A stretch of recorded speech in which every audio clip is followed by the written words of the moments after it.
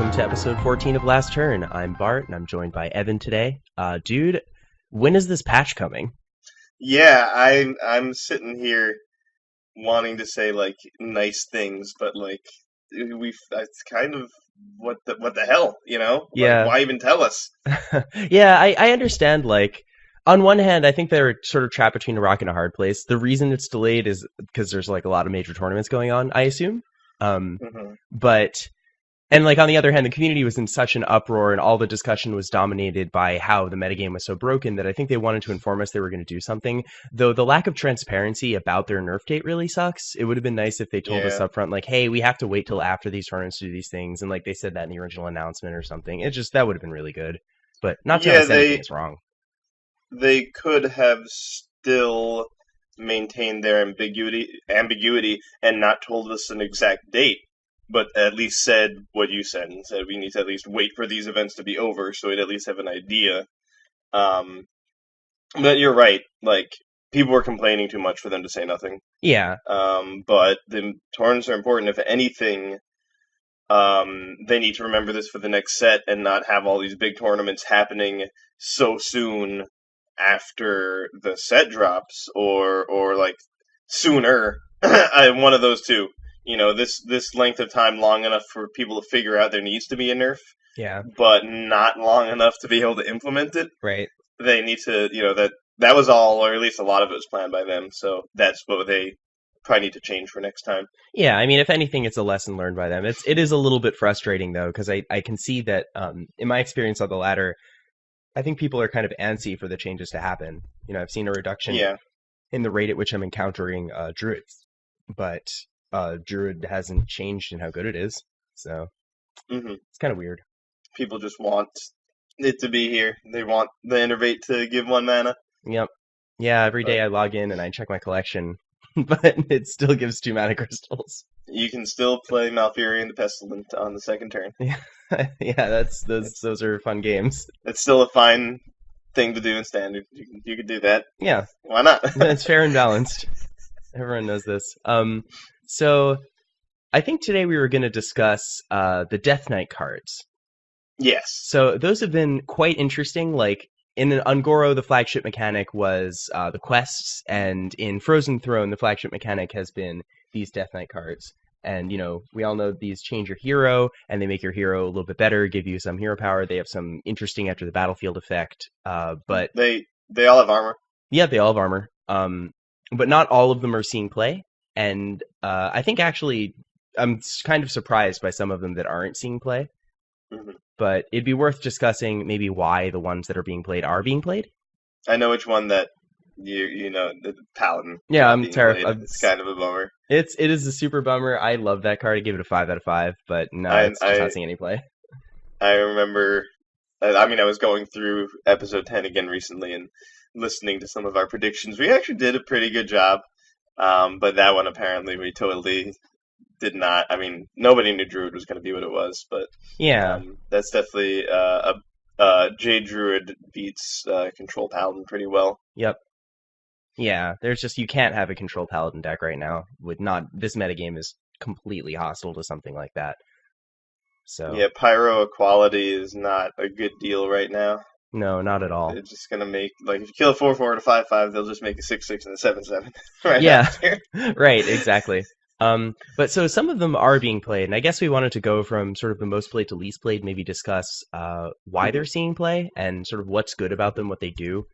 So let's start with the most played. I think, you know, the most obvious one to talk about would be, the most obvious ones, I guess, would be Druid and Priest. Yeah, the I mean, we already talked about one reason why Malfurion is good. You can play him the second turn.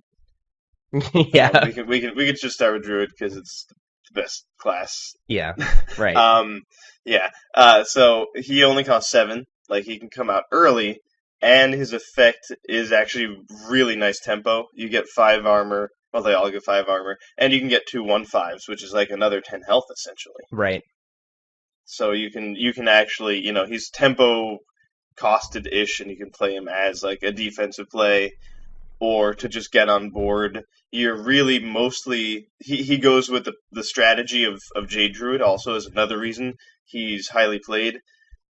he basically just slows the game down, or at least that's the thing he's really good at. Is because he makes a bunch of taunters and lets you gain 3 armor every turn, or lets you kill minions that have 3 health and just outvalue them.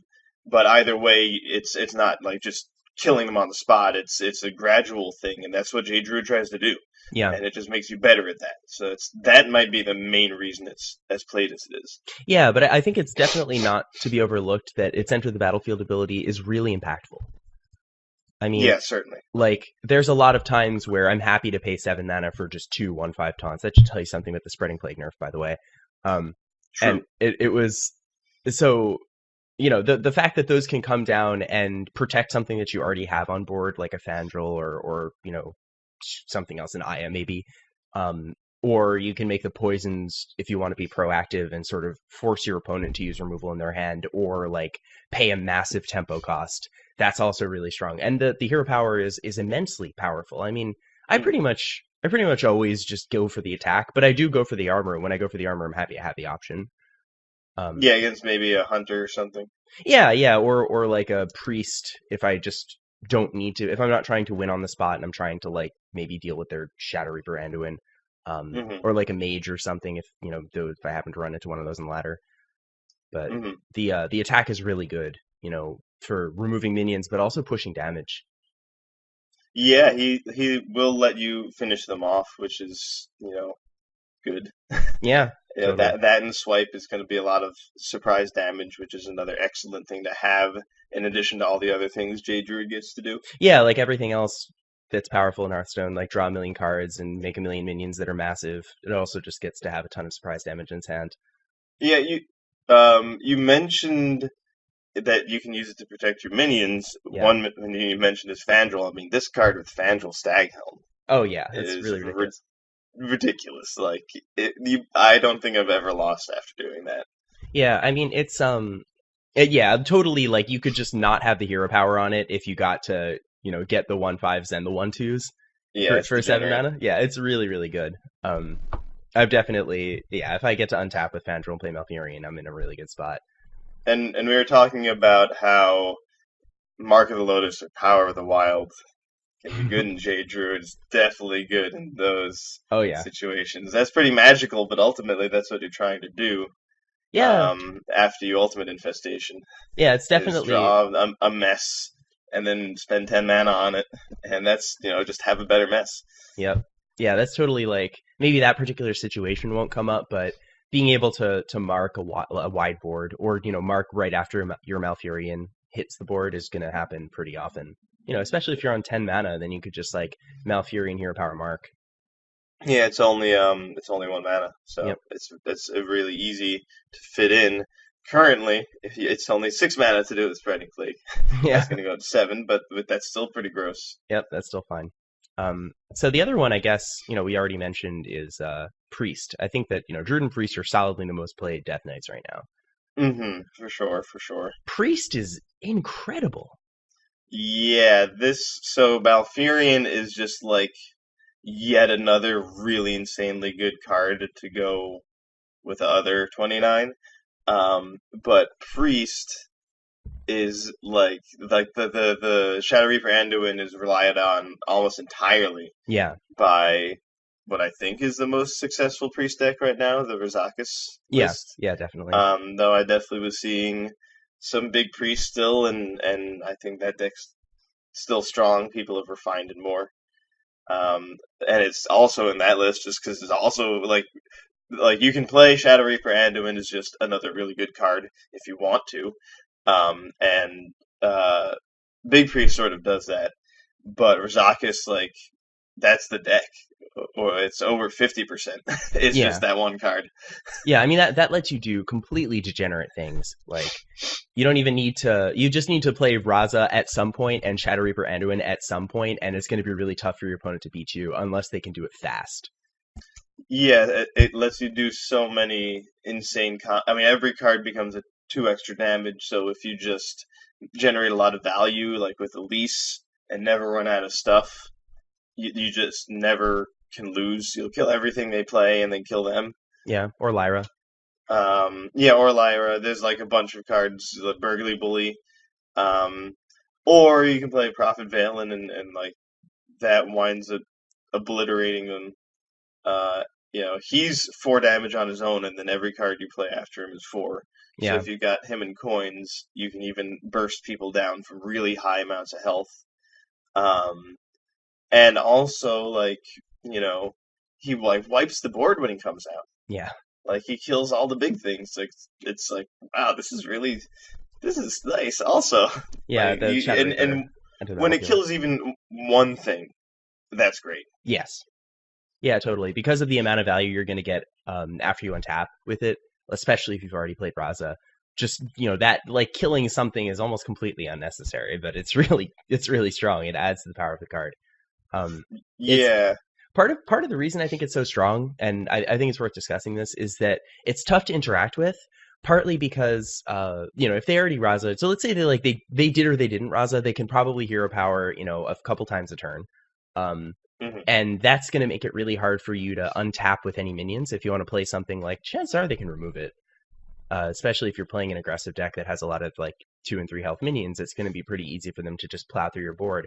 Um, Alternatively, if you're playing a different strategy that relies on putting out really big guys and like taunts and stuff like that, they can just go face. So they can get over your taunts no problem. Um, and that yeah, could be that's obviously really strong. yeah. That doesn't stop them either. There's no getting around it, and then the cards that get it going have no interaction. Just when they play them, they play them. Though I will be honest, I did play a Gnome Feratu last night, Oh wow. Oh and I got boy. a Shadow Reaper Anduin. Oh, I bet it felt good. It felt great. And the person was gonna lose that game anyway. Right. Like it finally like that actually happened, and it didn't matter. Right. Um, but that's a way to interact with it, I guess. Yeah. Yeah, I mean there's very limited like hand interaction type effects in Yeah, no, Hearthstone. I'm being facetious. Of course. It's basically uninteractable. Yep. Um, and the deck has evolved to just try and draw as fast as possible to Yeah, get those 2 cards. So that deck or that card really changed the class. I think so. I think it's had a massive effect in Wild. So Priest, Reno Priest was a deck in Wild already, and it was decent. Priest has Raza, it's good. Priest had Reno and Kazakus. Those are both also really good. And once you get to Wild especially, it gains access to a ton of really strong board clears and just ability to interact with the board. But I think it was probably light on the threats, because Priest tends to be light on the threats. But this is just like this is the deck worth of threats on its own. It's the threat that never gets removed. Like it's really just the epitome of like a 1 card win condition. Yeah, it's also I'll be honest, I didn't predict that because I kind of was like, oh, but now you can't heal yourself. Like ultimately when you change your hero power, Yeah, that's a fact. And there's no more Reno, and like you're just gonna not have the regeneration that you need against any of the aggressive decks, even if you can gradually win. yeah. Um, but ultimately, there's like greater healing potion. Because I'm thinking of the Singleton version, but between that and Priest of the Feast, but primarily those 2 cards, but there's other things. You really do. You can sort of like semi Reno. You can half Reno with Priest of the Feast or the potion and recover your health if you need to. Yeah, Um, I kind of thought that because of no Reno, it might not always be amazing to become Shadow Reaper Anduin, but right. it definitely is. Yeah, It definitely is. yeah. Because I mean, in a lot of cases, like if you can remove minions, especially, then your hero power is a lot like healing. It's true. That in many cases it can just be stronger. Yeah, But I mean, in pretty much all cases. But yeah, it's really every good. time I've seen it. Yeah, same. Yeah, it's pretty cool. I like it a lot. It's really flavorful, and I think it's like what the class needed. And it's like it fits with the class too, where you just build a deck that's filled with like cards that are niche answers and have a single threat that will win you the game. Like that's the most Priest thing ever. hmm So I totally love it. Yeah, Um, I'm a huge fan. so I think next up we should discuss Shaman here. This is one that really surprised me. Um, I am surprised to see that Shaman is being played as much as it is. To the extent that the Shaman class is being played, the Shaman card in Standard at least is standard. I think it's typical to see it in the Evolved Shaman list, and that surprised me. I think we specifically pegged that as not a good fit for that deck. Yeah, it seemed like um, Bloodlust would just be better, Yeah, but I feel like things have gotten more like slow and like mid-rangey, yeah, and I guess in this scenario, um, that is a card you want. yep. I also didn't realize that you'd get to pick which minion you evolve, but that is excellent. Oh yeah, yeah. Like So with the hero power. that's really good. I agree. I mean, that's obviously super strong. I didn't. There's a lot of particular interactions with the hero power that I didn't consider, like the fact that it effectively fully heals the minion that you target. Yeah. That is really strong. Being able to attack and like take a trade, a favorable trade, and then evolve it and basically fully heal it, maybe even make it bigger is really strong. Yeah, and also if you have enough mana and you like miss on one of your minions, you can like re-roll it essentially, like when Yeah, you first play it. yeah, definitely. As like a more like conservative way to play it, unlike all the other evolve or devolve cards, which are just like mostly if you got there's no like way out if the Doomsayer shows up. Right. It sort of like gives you the option if you have enough mana, Yeah. and you're really afraid that you might accidentally get a really bad minion that just puts you from a guaranteed win to a loss somehow, um, or a nigh guaranteed win, assuming your thrall Yeah. is gonna stick. Um, and like cards like Thing from Below can just be really insane Oh with yeah. the Enter the Battlefield evolve going up to 8. Yeah, so but I mean, on the other hand, like part of the reason that we thought it wouldn't be so good is because like totems are insane in this deck. They're so good. They do everything Hmm. you want. You want this deck wanted to get a wide board. It wanted to take bad minions and turn them into good minions, and it didn't care like what stats were on its guys, just as long as they were guys that like weren't Ancient Watchers. That's pretty much the only requirement. They needed to be able to attack the opponent. And which like doesn't always happen. Sometimes you evolve into an Ancient Watcher or something, but it's a pretty light requirement. And losing, your hero power generated those kinds of minions that actually also were good on their own. All of them did something decent. Hmm. So like I thought that losing that would just be such a big hit, but I guess at the point where you play the thrall hero and you generate like all of these really big guys from evolving, you've made a really strong board and you don't need to really worry too much about developing it because I think your game plan shifts to protecting that board, Hmm. which you can totally do with your hero power. And I think that like even if you're not I making any see. new guys, it makes your guys more sticky. Yeah, like ultimately, even like with Firefly and other cards, you're not going to run out of minions, Hmm. and with with between what you start with when you play him and the stuff you draw, you don't really wind up missing the totems from your hero power. Yeah, it's a little surprising. I didn't expect it. Me neither. But it's good. It's really strong. And I guess also Shaman got access to some other cards that just make multiple dudes, like Saronite Chain Gang and, to a lesser extent, Rattling Rascal. Oh yeah, that's definitely an option, but mostly with the hero power. I Yeah. assume you kind of are fine with keeping the 5/5. Yep. Yeah, totally.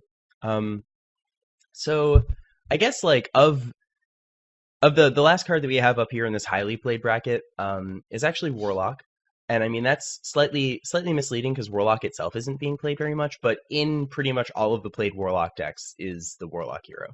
Yeah, we can say that these are all relative terms, Yeah, these are relative to the popularity of the class. right. Yeah, yeah. These are all proportionally popular cards. Um, in Shaman, Druid, Priest, and Warlock, heroes are in pretty much all of the builds of each of these classes. Hmm. Uh, so at least in Standard. So the Warlock hero is obviously very strong. Um, the effect on the front face is like it's insane. If you've ever played with N'Zoth, you know how strong N'Zoth can be if you get a decent board out of it. And when you read the Warlock front face, you realize like, wow, this is going to be a lot like N'Zoth. And because you can get Voidwalkers, like it even resembles N'Zoth in its most powerful form in Wild, right? Where you can get a bunch of taunt guys. Granted, Hmm. 1/3 taunts aren't nearly as good as Sludge Belchers, but they're also way better than Infested Tauren, I guess. Well, not really, but at least you don't have to put Infested Tauren in your deck. Yeah, you're not forced to use that card. Yeah. You get 5 armor also, so Yep. it's just like puts you in the spot that makes it very difficult for them to kill you, and you get a ton of value, and your hero power becomes ridiculous. Yeah, I mean the hero power for Warlock is like it's both parts of the Druid hero power. Yeah, it's just Vandral's always there, and you're immune. Yeah, and it can go over taunts and like you don't Yeah. yeah, and you're immune. It's insane. So another reason why it's so good is that like a lot of warlocks, you know, a lot of the demons in the warlock class are like really good. Like Abyssal Enforcer and Despicable Dreadlord and Voidwalkers I'd already mentioned. These cards are Hmm. cards that you pretty much just like don't mind putting in your deck because they do really good things. Um, so just being able to get additional value out of cards you've already run is nice because it doesn't come with very much like deck building cost, right? Which is something we've talked about previous episodes. You don't have Hmm. to contort your deck very much to jam these cards. Like maybe if you're playing a slower deck, you would not consider running 2 Voidwalkers. You consider running maybe 1 or 0, but you don't really mind going up to 2. It does give you early interaction. It's not like it's a terrible card in the deck, and it just improves your Gul'dan so much. Hmm. Also, um, Warlock's regular hero power lets them draw, so they can rely on one card Yeah, more heavily than other classes normally can. You need to if you want to really get a lot out of your Death Knight card, drawing a lot really helps. Priest has definitely gone that direction, at least in the singleton version with Kazakus, and Druid can draw pretty fast, I think. Um, I would agree. there's a few cards in that class that let you draw a ton of cards, so you can draw Malfurion more often. Yep. Um, and with Shaman, it's just like, oh, nice, I got Thrall. Right. Yeah, I guess it there's could Mana Tide, but that's not too reliable. no. Yeah, Manatide's a lot like Acolyte of Pain. It kind of like draws 1 card on average, sometimes 2, and eats a removal spell. But Hmm. yeah, yeah, I agree with that. Warlock's hero power lets it get to its class card, so it can have a deck that's like kind of relying on getting that card eventually, and it works fine. And like the other, you know, type of argument, which is a similar argument we used against Shaman, is against the Shaman hero, is like the hero power is already so good in Warlock. Do you really want to give it up? And the answer is yes. There comes a point in the Warlock game, like around turn 7 or 8, where you stop life tapping because your hand is full. My Like, hand is too full. yeah, basically that. Your hand is full, or your life total is too low, and you can't really afford to draw any more cards for one reason or another. It just doesn't give you that much benefit. You already have all the options that you need in your hand, so you'd rather preserve your life. And Warlock gets there pretty reliably as long as it's not just like losing to a pirate's nut draw or something. Hmm. So replacing that hero power is not too huge, and also like you know what word are you trying to draw? Whatever you're trying to draw is probably like worse than 3 damage and gaining 3 life every turn. Yeah, you have a really insane gradual gain because that's a 3 life swing. Like if you're going face with that every turn, they need to be doing at least 6 damage, or doing at least 4 damage to be making any impact on you, Yes, and you're dealing 3 damage to them every turn. yeah, you're not racing So, that. so it's just really tough to race that. So you can just use your guys either to pressure them or keep them off the board, and you just will win by Yeah. sucking the life out of them. So I think what's common among all of these cards is like they kind of had a lot of synergy with what the class was already trying to do, such that the Hmm. classes didn't have to go very far out of their way to put these cards in the deck. And like, you know, that goes back to something we discussed with Quest several episodes ago. Deck building costs are huge. When you Hmm. constrain these set of cards that you can put in your deck, you make your deck inherently less reactive to the metagame. And you're kind of hoping that the metagame is okay, such that this collection of cards is going to be good enough. And as it was in Angoro for, say, Quest Warrior. But, Hmm. um, you know, for the case of like the Shaman, Druid, Priest, and Warlock, heroes, there's very little deck building cost. There's some, like in the case of Shaman and Warlock, and to a lesser extent Priest, you do need to have a deck that's built in like a particular way. You want to have some kinds of cards in there that are like generating a lot of dudes or synergize with a lot of dudes for Shaman. You want to have demons for Warlock. For Priest, you want to be able to cast a bunch of spells, and you kind of want to have Raza. But like they're still good, even without those things. And also you don't have to go too Mhm. far where you add them. So it's really good. Yeah, yeah, those are not very many cards you have to add. Like adding Yeah. one card, and Priest has the singleton cost if you want, but ultimately you would just play the hero in all these decks, even if you didn't try to commit to them in the meaningful way. I guess Yeah. maybe Warlock, if you have no demons, probably not, maybe not necessarily worth using, but like still might be. Yeah. Yeah. And I mean, Druid you wouldn't play in aggressive tokens necessarily. That's Well, I true. mean, you probably could honestly, but you don't, Hmm. you're not jumping through hoops to do that. And for Warlock, yeah, you're probably not playing that in Zoo. I guess there are some Kelesith Zoo builds that have it though. So, um, anyway, Mine so would have if I had a Kelesith. I opened all three princes, so I intend to play with Kelesith after this patch finally drops. You gotta make the triple prince deck. I'll just have no cards in it. No, that'll be my my Quest Hunter deck. There we go. Yeah, that's how we'll do that. All Just right, have like problem all one solved. drops. Yeah, we did it. And that deck will definitely have Deathstalker Exile.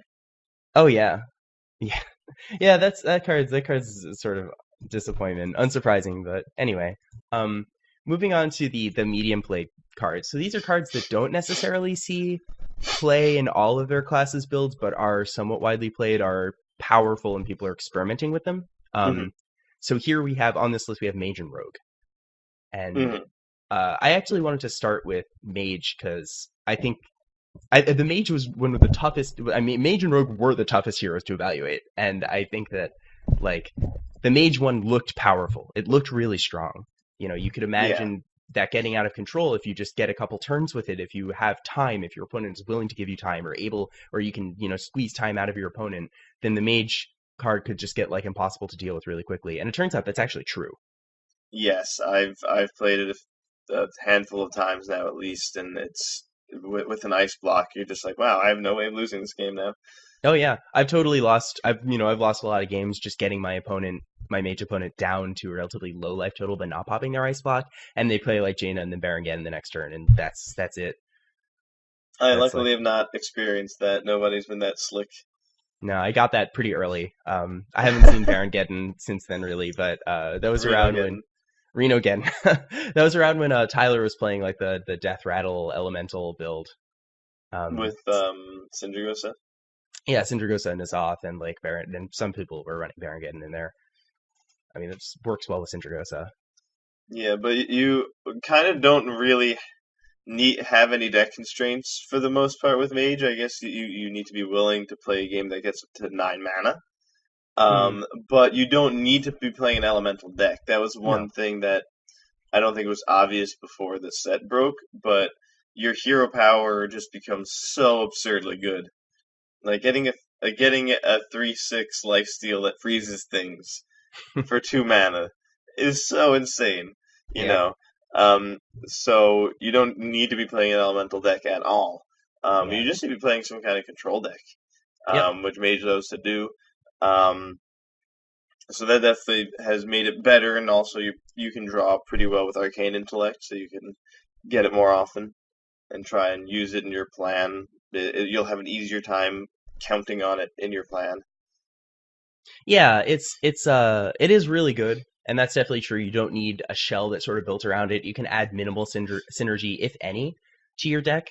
But once you play it, it's just so tough to beat you. And like, if you're playing a mid-range based strategy into a Frostlich Jaina, it's going to be tough for you to win because you're just not outvaluing that. Hmm. Like if you're Paladin and you just have this like extremely minion heavy mid-range deck, but like you're not cheating 7/7s into play like, the Jade Druid. You just have regular size minions that can easily be like trade pinged, and then you give your opponent a 3/6 that has life steal and freezes stuff. Like you're never ever gonna beat that. Yeah, it's pretty much un never. How long can this go on? It's never gonna Yeah. end. Definitely.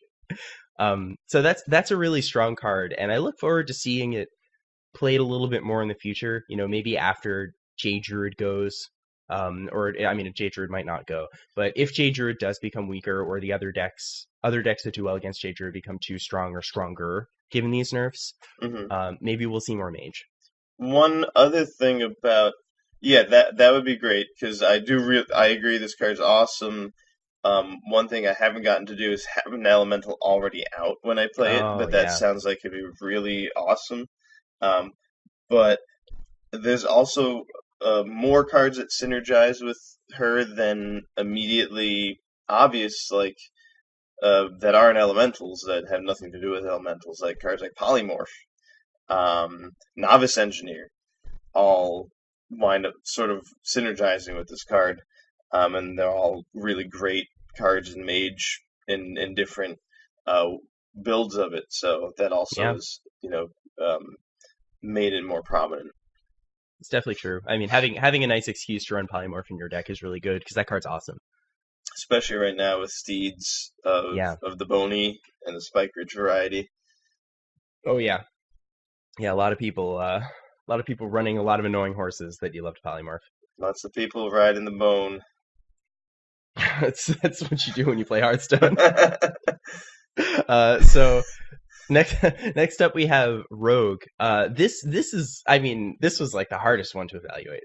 Yeah, it's that's very mysterious, but that's what do you expect from the Rogue Death Knight? Yeah, I like that because it's like Rogue stuff is already kind of hard to evaluate. A lot of cards that just look bad are actually awesome Hmm. in that class, and that's really cool. I like that about the class a lot. A lot of cards that look okay are great, like Razor Petal Lasher, stuff like Counterfeit Coin. Like they're just running two counterfeit coins in some of these decks. It's unbelievable to me. When I saw the card printed, I'm like, oh okay, like it's probably good with Auctioneer. Turns out it's just great. It's just like fine. It's what the deck wants. Yeah, it Um, gives you combo and bigger Van Cleefs. yeah, but But well, this so so a lot of the Death Knights are really defensive, right? But this none as much as this one. There's like yeah, there's no losing the turn you play this card. yeah, like quite literally, it's very difficult to lose. I mean, they could do something that incidentally hits your hero and kills you, but there's not a lot of effects like that. They have to hellfire you to death. And that would be through the 5 armor you just got. Yeah, right. So they have to hellfire you twice, and you'd have to be at one or something. So it's tough to do that. Um, yeah, the rogue one is really interesting. So a lot of people have been experimenting in like greedy miracle builds with giants. Hmm. So these decks are actually really interesting, and they do pretty well against J Druid.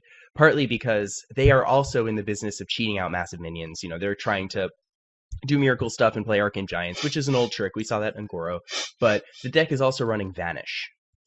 And Mm. so using Vanish and the Giants and the Valera passive hero power, they can actually generate a lot more Giants. So they might play like two and then, play another one and then vanish them and then pass turn, or just like play them again. And then, the next turn they can maybe play another giant, then another giant they got a copy of, and then the two that were in their hand. So they made giants out of this hero power, and making 8/8s is making 0 mana 8/8s is one of the strongest things you can do in Hearthstone. Yeah, and you just get to, as long as you can return one to your hand, or as long as you have one in your hand, you can make an extra copy that turn. Yeah. And so by vanishing, it's almost like you're like healing them. Like you like, I have 2 arcane giants and I'll smash this guy's guys, vanish, play them again, and add a third brother. Yeah, and I mean also Vanish is itself very good against J Druid. And token druid. Yeah, definitely. Yeah, it's good against all of them. I mean, vanishing. We've all played against Quest Rogue. Vanishing the living mana is just like that. Usually spells the end. You just filled their hand up with cards that don't do anything really, and you also basically destroyed all their mana. That's insane. The end is spelled GG. Yeah, that's pretty much it. Um, so we know that Vanish is a strong card situationally, especially against something like J Druid. They like playing big minions, but they don't want to play them for fair mana costs. They want to spend 4 mana and get a 2/3 and a 7/7. They want to spend 1 mana and get a 14/14. They don't want to spend They don't want to spend 8 mana and get an 8/8. That's not what they're trying to do. Certainly not. They want good stuff without paying for it. Yeah, so when you vanish them, you sort of put all these bricks in their hand that are just so badly costed compared to everything else in the deck. And also, Jade Druid is they don't have that much space in their hand. Yeah, it Like, gets cluttered up there. yeah, totally. I mean, when you're playing Infest, when you're playing 2 copies of Infest and 2 Nourishes, you will often be in a spot where you have like a bajillion cards in your hands. And like you also have Wraths and Wild Growth and stuff like that. You know, you can expect to just have about a bajillion cards. Yeah, roughly. And so that means that Vanish could even be removal. It could even just outright kill some of the stuff on the board, but putting it back in their hand is like just as bad or worse. So, because like we've all, those of us who have played Jade Druid know that like some of the struggle is removing cards from your hand so that you can play Ultimate Infestation and not burn stuff. Yeah, I've definitely been concluded. Like, I just need to swipe his face this turn. Yeah, It's like the right. I need to get a card out of my hand, so I just swipe his face. He's Yeah, 26, but I'm doing it. Yeah, I need to like wrath this guy and trade my guy. I need to like just do that so that I have one fewer card in my hand. I need to play both Doomsayers or something, or like I just need to play this random Mire Keeper. Like you're always gonna be in a spot where you want to get cards out of your hand. So getting your Jade's Vanish back to your hand is like immensely frustrating, but also like crippling. Mm-hmm. In more than one way, but wind up getting things burned that would have been very valuable. And yeah, there's probably more ways to play that hero than just using Arcane Giants. Right. But it's one thing you really want to get out of a 9-mana card is if it doesn't win you the game that turn, which this doesn't do anything offensive the turn it comes out. You want to see turn 10. Yeah. And this like giving you such a solid guarantee on that and completely protecting your health. Lets Rogue sort of do something really like a lot more control-y and long term and high mana costed than trying to like go off on turn 6. Sort of introduces a slower, more obnoxious way to play the deck. Yeah. How to get the right amount of draw is a tough question though, because Sprint isn't the best card right now because it doesn't change the board. You have Auctioneer. Yeah, I guess with Auctioneer, yeah, so that's true. You basically can kind of count on drawing this one. Yeah. Because of Auctioneer. So that's another thing that makes it more powerful in this class.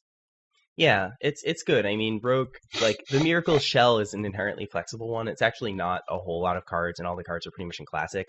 And you end up with, like, a package of cards that are sort of removal spells and Auctioneer enablers, and then you have just a bunch of other slots you could fill on, like, tempo-oriented cards or control-oriented cards. So this goes in, like, sort of more control-oriented Miracle Rogue build. But that's the kind of deck that gets shut down by Pirate Warrior. Yeah. A lot of aggro, almost any aggro deck really will just smack that around. Any fast aggro deck. Right, because they're not playing taunts and they're not like gaining life. So you deal damage to them, you play a minion. Unless they can kill it, it's gonna hit their face, and it's gonna do damage, and the damage is gonna stick. But with these nerfs, I think a lot of the premier aggro decks got a lot weaker. So we might see more of this build. We might see more of Alira. Yeah, I'm definitely excited for that. More Me too. Jaina, more Gul'dan, and hopefully more of these the final 3, the losers of the bunch, I guess. Yeah. So the last 3 here we have are it's Paladin, Warrior, and Hunter. What is that group called? I know that like in Mean Streets they gave names to these like clusters of 3 classes, like Cabal. These are the Grimy Goons. Grimy Goons, that's right. The Grimy Goons. Grimy Goons. So we have the Grimy Goons down here at the bottom. Oh my god, what a name. And then it's the Cabal and the Jade Brothers. No, that's definitely not what they're called. Jade Lotus, I think. Yeah, it was the Lotus something or other. So yeah, we have the Grimy Goons. None of the Grimy Goons are seeing play really. None of these Death Knights are. are widely played. Paladin, Warrior, Hunter. So I think we should just start with Paladin. Me too. Yeah, rip.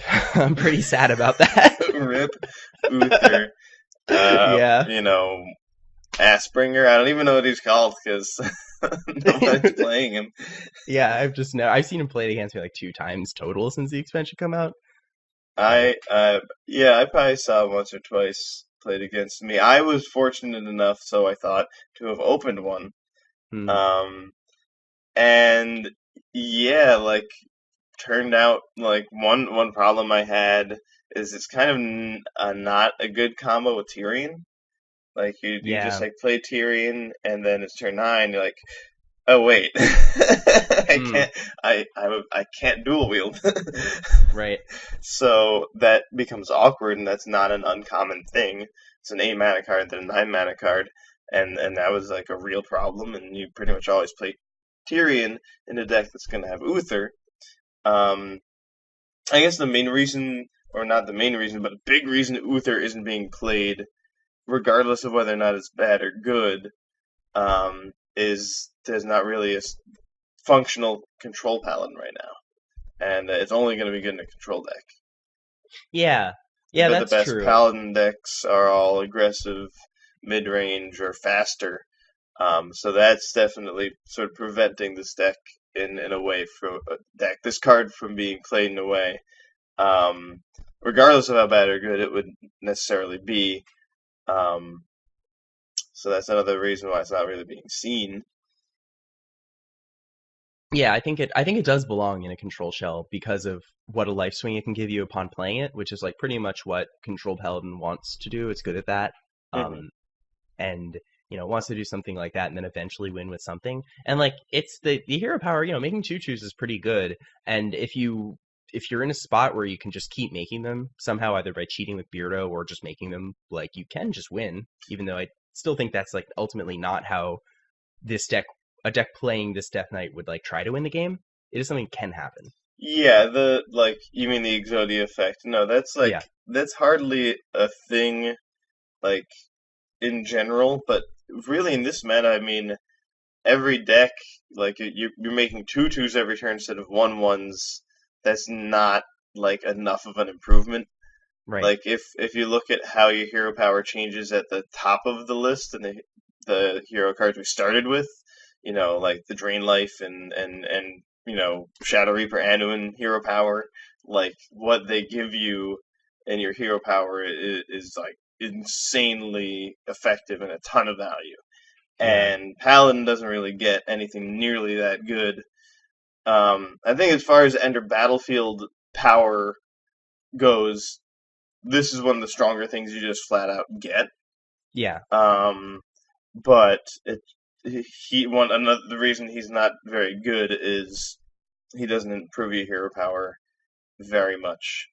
Other cards are getting like way more than just a card, and this Yeah. is like arguably worse in some situations, better, but for the most part, getting 2 Silverhand recruits would be better than a 2/2, and that Exodia effect is really never going to happen. Yeah, that's true.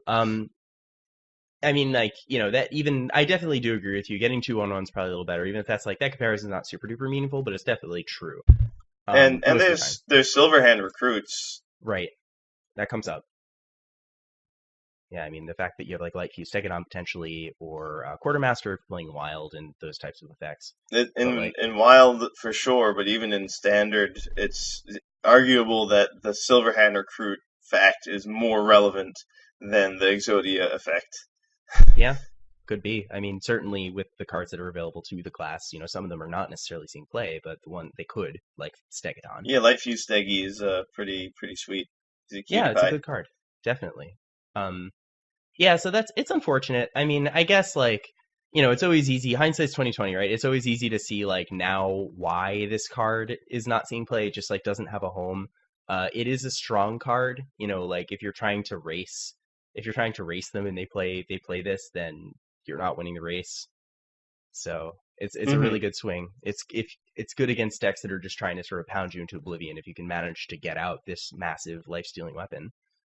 Yeah, he just doesn't like win the game on his own after like Jaina, Yeah, and Anduin, um, Gul'dan pretty much all just win the game for you without you really needing to do anything else. right. Um, and you really need to make a wacky burgly bully deck to try and reliably win with this hero power. Yeah, but that's so unreliable. Definitely not. Yeah, yeah, you I just played can't. it and it was fun, but Paladin doesn't draw nearly as fast, Right. and it's not nearly as easy to set up as play Anduin and then play Raza, or play Raza, play Anduin. Either or is fine. That's way easier than getting a bunch of coins and getting the 3/4 Beardo Right. and Uther. Like, it's ridiculous. Yeah, that you're asking a lot of a class that like that's a really good point. Paladin does not have access to very good card draw at all. I mean, it has like Lay on Hands, which is a really good spell, but your eight mana is a big ask for drawing 3 cards. And no tempo. Like, it gives you health, which is nice, but right now in this meta, the decks are really strong and they can easily do more than 8 damage to you Oh, in a turn? Oh when they're yeah, an 8. totally. Yeah, absolutely. I mean, we all had those crazy stories where we're doing like 30 damage in one turn. It's just this Hearthstone. That's the way it is right now.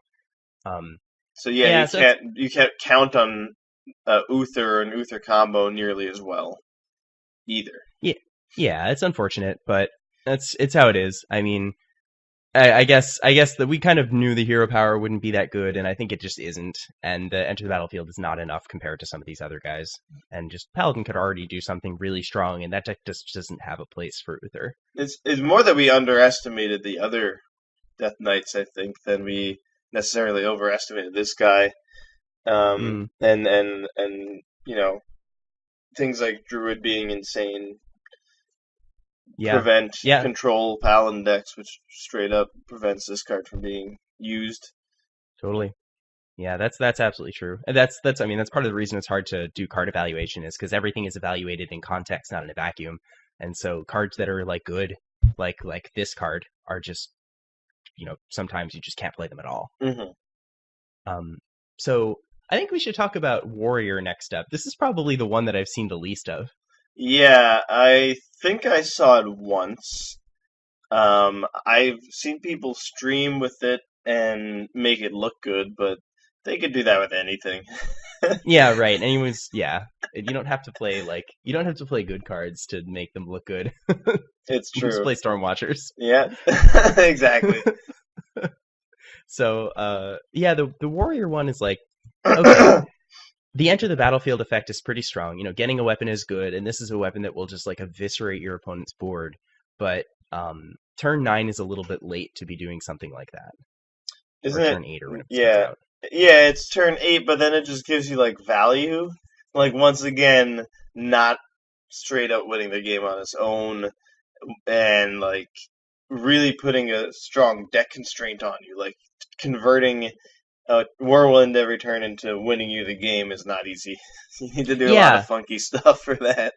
right. They tried to print a bunch of support cards, but ultimately these are cards like, wait a minute, so these are all effectively understated because you're expecting to damage them, and they're not like doing super strong stuff. They're getting like 2/2s. So if you're hoping to synergize this with the thing that's like building 2/2s or just drawing cards or whatever, you need to be doing more than that. That's not going to do it on turn 8. You're playing against a Murloc Paladin. They're going to be playing massive minions and then buffing them, or like playing a ton of minions in Sunkeeper Tarim, or yeah, Yeah, it's not enough.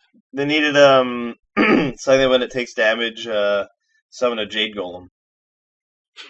Yeah, that's totally a little grimy goon Lotus crossover there. Though, he's like he betrayed them, switched sides. Um, Yeah. and also it does suck that all those cards only trigger if they survive. Um, Yeah. a- Yeah, that sucks. and yeah, but so you want to have all these minions that you damage. Well, once again, like with Paladin, Warrior's not going to be able to draw it reliably. it's Yeah. not as much of an ace at just like drawing its whole deck. In fact, they made a card to make your deck bigger instead and make it harder for you to draw it. Yeah, So I so guess you that could get another copy of it. That'd be interesting.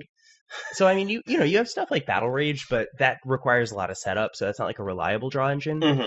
Like, if you're playing if your opponent catches wind that you're a tempo deck in some way and they play against you like you're a tempo deck, you're playing a paladin, they coin both one drops or something, then it's going to be hard for you to get off the ground to use your Battle Rage. And if your opponent, and then you just like don't have card draw, like you have like Acolyte of Pain and like maybe you're running Shield Block or whatever, but you're you're just hoping to buy time.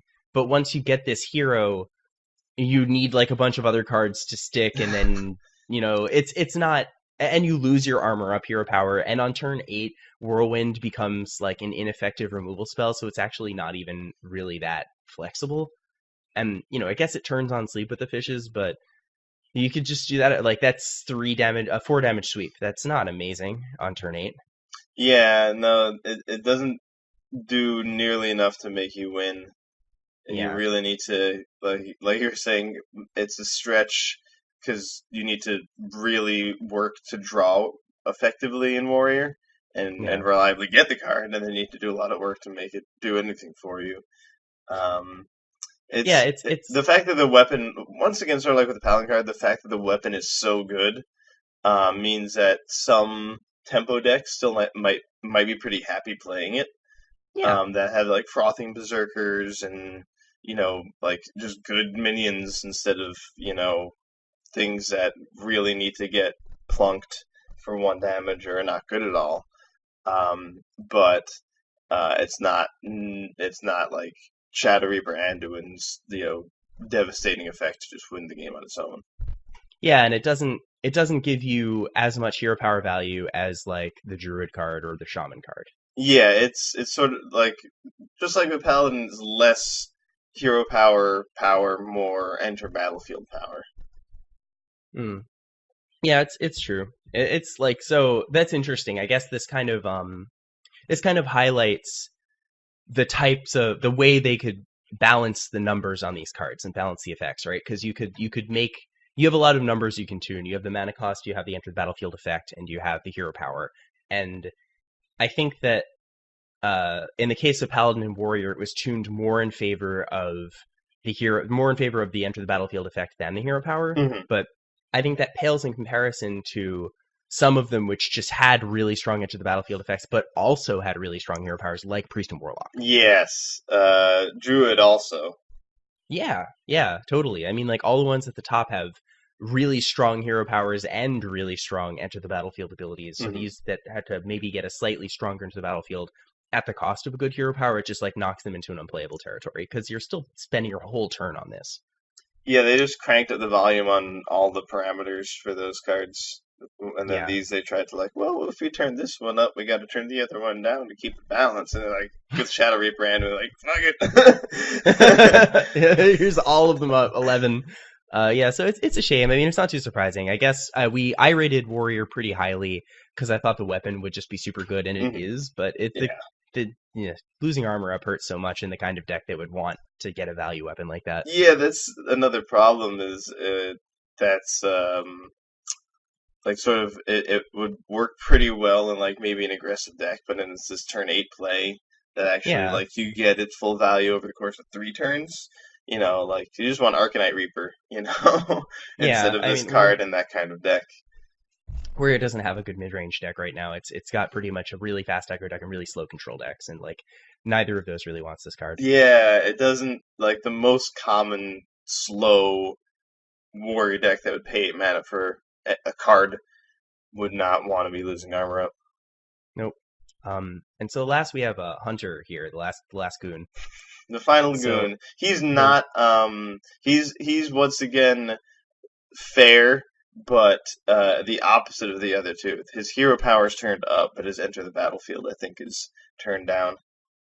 Yeah, definitely. I mean, the answer to that, like sweeping for 2 is kind of cool, and it's a effect that like Hunter doesn't easily get access to, which is kind of neat, and it Yeah. can be really useful. And Deathstalker Rexar does come out pretty early. He's this turn 6 play. Yes, like it ultimately like the deal on the 5 armor gets like it like really like starts to get really good when the cost is that low. Yeah. So yeah, this is like it's like once again, usually you can stick around. It helps you stick around. Though minions are really big right now. Often 2 damage is Yeah. not enough in this meta. Yeah, definitely. So I think we can kind of wrap this into a discussion also of why Hunter is kind of weak right now. I think we could discuss the hero and, the class together. Hmm. Um, this is so the hero. I think the hero is actually like it is a strong card. I played with it a little bit. I don't think it has a place because Hunter's card pool doesn't support it. So ultimately, when you play this minion, when you use your hero power to get value out of your hero power, like to actually put a minion on the board with it, that turn will take up all of your mana, and it's going to be a strong minion, and like it might not affect the board that turn, maybe it does, maybe it has taunt, but it will definitely affect it at some point over the next few turns. So like it's not a horrendous deal that you're getting. Building zombies is strong. You also have Hmm. the inherent flexibility there of discovering twice. That's really good. Hmm. But the other thing is like, what about the other cards in your hand? Hunter, what you would ideally, if you have a hero power that can just put a custom strong minion on the board, you would love your hand to be filled with like Shadow Word Pain and Shadow Word Death and Dragonfire Potion. Like you want the priest card pool with this hero power. Yeah, it's very much a slow, gradual win kind of effect, which is the complete opposite of almost all of Hunter's other cards. Yeah, it's and you don't really want minions anymore because you have a hero power that can just give you a better one. So the deck but Hunter doesn't have access to too many good non-minion spells. Hmm. And it's like all of its cards are all of its best cards are minions. So if you have a deck that's just like a traditional mid-range deck that tops out at Deathstalker Rexar, you are like, okay, my game plan is to play my minions, and then I'm going to play Deathstalker Rexar and outvalue them and win eventually. But then like every other card you draw for the rest of the game is like actually dead. Yeah. You you just and you don't want that. It's not like, okay, I'm gonna draw my tracking and then I'm gonna tracking for a really sick removal spell. Like, yeah, okay, I guess you can get kill command, but that's like one of two cards in your deck. And your Zombies is gonna take up so much of your mana that like maybe you can't even afford to play a kill command and a guy unless your guy's a little weaker. Yeah, it's like paradoxical. Yeah, it just doesn't jive well with the class and what the class is good at and the card pool of the class. And the other thing is like if you want to have a hunter deck that like plays the board and then tops out at something, you might as well just top out a Savannah Highmane and just keep pressing your regular hero power. It's going to be better in that kind of deck. Yeah. The Because regular then hero like power is so much more synergistic with what the Hunter cards are trying to do. yeah, even if it's ultimately a weaker hero power, like the fact that your other cards, the cards you draw off the top of your deck, are going to be so much better that like the combination of those two things makes that just a better option than spending a turn on Deathstalker Rexar, blanking the rest of the cards you draw, and trying to value them out with your minion every turn. It's just not. It just doesn't work well with the class. It's sad to say that, but it does not. And if you want, it's true. If you wanted to draw it, like if you wanted to count on it, you're also gonna have trouble. You're very bad at drawing in Yeah, Hunter, so it's not something you can reliably make part of your main strategy. It's just more just something that's gonna come up sometimes. So when that is true and it's so opposite when a lot of the other things you're doing are too redundant. I mean, either your best cards are minions or they make minions. There's like Animal Companion, there's Unleash the Hounds. Um, so you're just getting more minions. You, that's not what you want. Face damage would often be a lot better, and that's what your hero power already does. yeah. I mean, if it upgraded your hero power into like steadier shot and just dealt some more damage, it'd be better. If it Justicard you, like you'd prefer that almost. If the end of the battlefield made some dudes and you got Justicard, like that card would see play in Hunter. Yeah, that would be. See, now you're talking. Yeah. I mean, even if it's enter battle, I mean, they probably considered designs like that, right? Where the enter the battlefield was like build a Zombiest, and it wasn't exactly, maybe it was a little weaker than the current Zombists. Build a Zombiest and even put it into your hand if it could retain the same power level, or put it on and put it into the battlefield, and maybe you're combining from a limited pool of the beasts, or like you're combining them in a weaker way, like you choose the stats from one minion and the text of another. But anyway, that's not what they did. What they did was they printed Deathstalker Rexar as he is, and it just doesn't jive well with Hunter. Um, And like, like I said, it is a strong card individually, but that's not how we evaluate cards. We evaluate them in the context of all the other cards, which is difficult, but it's how we have to do it. And Hunter just doesn't have the card pool to support this type of strategy. It doesn't have the ability to dig for it. It doesn't have the answers to hold in hand so that you can play them in addition to making a zombies. Like when it's advantageous to do so, it just has minions. It has Alley Cat. It has Savannah Highmane. It has like Crackling Razor Maw. Those are not the types of cards you really want to play when you're spending 8 to 9 mana to like play a dude every turn. Yeah, it depends on the meta, like, Yeah, I but guess. it for the most part, Hunter's just like not like already trying to do something other decks are doing better, Yeah, yes, yes, like yes. just making a sweet board. And Deathstalker Rex are kind of just like is a fair way to try and do that. Like I'll deal 2 damage to your guys, and then next I'll show you. I'll make a really cool minion for 2 mana, and they're like neat. I'll like bake a bunch of jades and play Market Lotus, and then like, oh wow, you did everything in one turn. That was slick. Yeah. Yeah, so Hunter has like okay, Hunter's good at playing minions and winning with the minions that it plays and pushing damage. So that basically locks it into, and I think this is more of a comment on the class than the Deathstalker XR card. That locks it into like one of two types of decks. It locks it into either a face deck, we've seen Face Hunter in the past and it's been strong, or it locks it into a mid-range type deck, which is trying to play valuable minions and then just with a combination of tempo and value plays win the game. Mhm. So it definitely has individually strong minions. That's undeniable. Savannah Highmane is one of the best 6 mana minions in the game. That card's unbelievable. Crackling Razor Maw is an incredibly good 2-drop. Oh yeah, Alley Cat's a fine 1-drop. Like and even Houndmaster and Animal Companion are great on 4 and 3 respectively. These are strong cards, but what Hunter lacks that other classes, other mid-range classes have, and other face classes have is synergy. So yeah, the best face decks in the format right now are, the Token Druid, the aggro Token Druid, and Pirate Warrior. Both of these decks are not just aggro, they're not just playing like efficient, singularly efficient cards with that are good stats and like good effects for what they have and beating you with them. These are doing degenerate things with interactions between cards that are individually slightly weaker. yeah. If you like if you're kind of afraid of letting your opponent keep a pirate out because that might let them get +1/+1 on their Fire War Axe or their Arcanite Reaper, um, or you don't want to leave your opponent's 1/1s out against a Token Druid because suddenly they're going to become a lot bigger and there's going to be a lot more of them.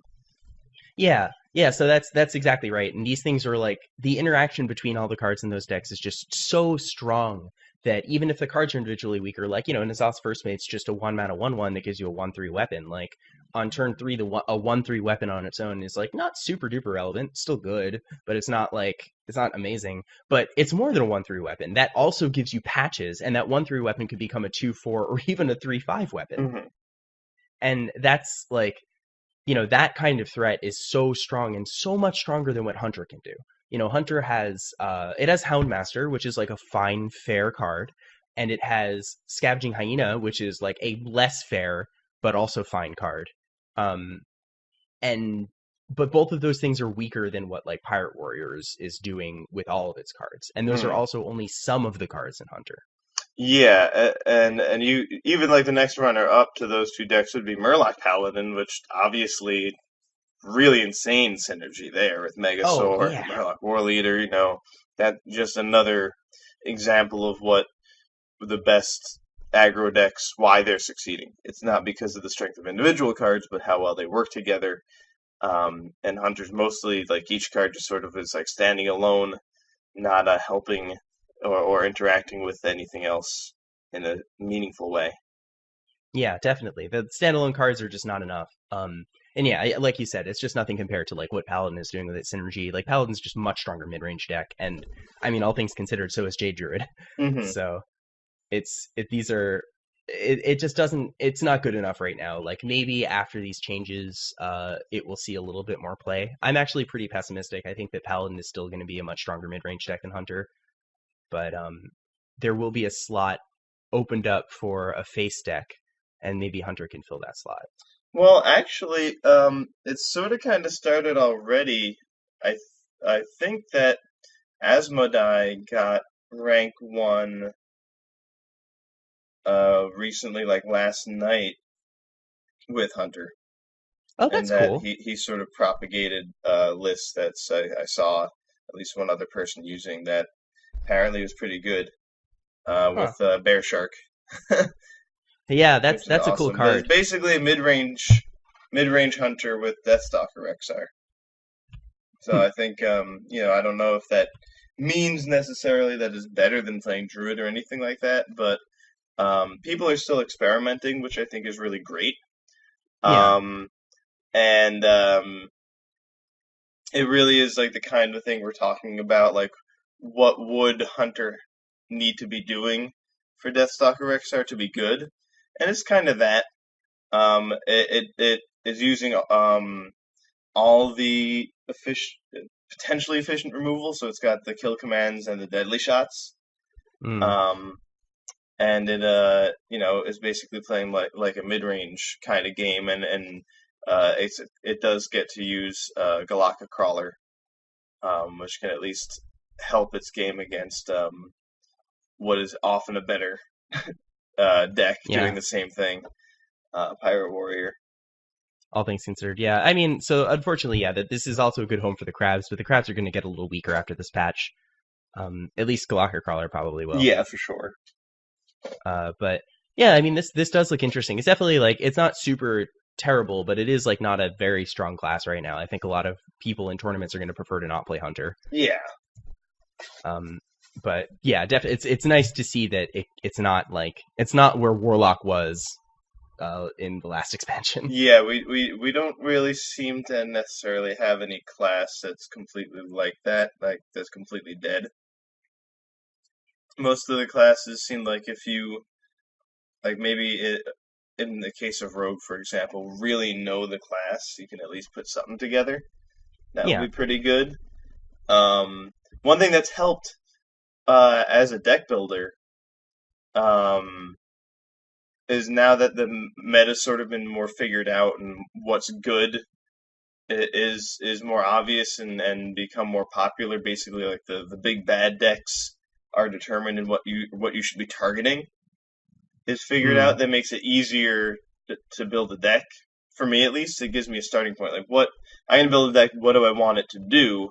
Well, now I know I need it to beat like Jade Druid, and like Rizaka's Priest. Like, I have an idea of what the deck is supposed to do because I know what I'll be playing against. right. So that's also um, surely guided this person to make this hunter deck. Now that there's this amount of Jade and the lists are looking the way they are, maybe just going face is the place. Yeah, it could be. I mean, it is still a good face deck, and I think that like once Alley Cat becomes a stronger turn one play, um, which it will be when N'Zoth's first mate's not around anymore, Mm. then a face deck could totally happen. Hunter does have the tools for such a thing. Yeah, I don't know if we're gonna be completely done with pirates after the axe nerf. Yeah, I don't either. I think it's still going to be a strong deck, but I do think that the deck is. I predict the deck will slow down a little bit. It'll be a lot less greedy. Yeah, it'll be a lot more fair. Yeah, it might. I mean, it's in the market for a two, so we might even see Fortress Souls see play. That would be fun. That's a card I Yeah, was kind of excited for. yeah, me too. And I think it's seen some play in some I lists. want to use it in a control strategy because I have a golden gore howl, and Ooh, that's just like really great to play, and it's like a great like singleton. And then just if you yeah, have the one Forge of Souls in that, you can like kind of get it pretty often. But yeah, I yeah, need Justicar for that deck, not friggin' Whirlwind every turn. yeah. Right, right. I have the wrong legendary to go with it. Yeah, Rip Justicar. Yeah, that was a card I was sad to see rotate. Yeah, For Control Warriors specifically, but I don't know. Not playing 20-minute games is also nice. I suppose. I guess. I think it's a good place to wrap up. Yeah, I'm definitely just looking forward to these changes happening. Do you have any idea when these tournaments are going on? HCT? I think they're happening pretty soon. I like over the course of the next week or on the next weekend. I definitely should just know that, and I don't. The the date I've seen is like a likely predicted uh patch drop date is the 17th, but everyone's speculating at this point, so who really knows? Hmm. So I guess it's just soon trademark. That's reassuring. Well, we'll hopefully that will be soon, and we'll see how that shakes everything up. Yeah, indeed. In the meantime, you can find us on Twitter at twitter.com/lasternhs, on Facebook at facebook.com/lasternhs. You can find us, as always, on iTunes, SoundCloud, Google Play, other places like Stitcher. We have a YouTube channel. You can check us out there. You could also go to lasternhs.com. That'll bring you to our iTunes page. Yeah, come check us out. Talk to us, tweet at us, hit us up on Facebook. We'd be happy to engage with you, happy to talk to you. Questions, comments, concerns, flattery always works. Yeah, totally. Suggestions for topics. Like, we're always in the market to, we want to do what you guys want us to do. So please come tell us. Come tell us what you want. We'll do it. Yeah, we swear. We swear to Malfurion. Yes, absolutely. I wouldn't swear to Malfurion. He's gonna die. Naturally. No, he won't die. No, he's we'll catch you guys next time. See you next turn, folks.